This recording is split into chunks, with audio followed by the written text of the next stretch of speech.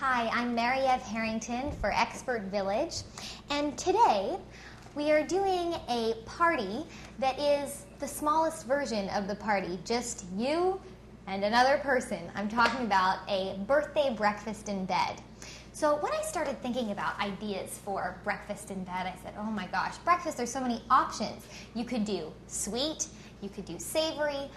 I couldn't decide. The only thing I could decide was that it absolutely had to be easy, whatever I chose. So I'm going to do both. I'm going to show you a savory breakfast and a sweet. For the savory, I'm going to start with a caramelized leek and cheese omelet, really simple, with rosti, which is just a fancy word for hash browns.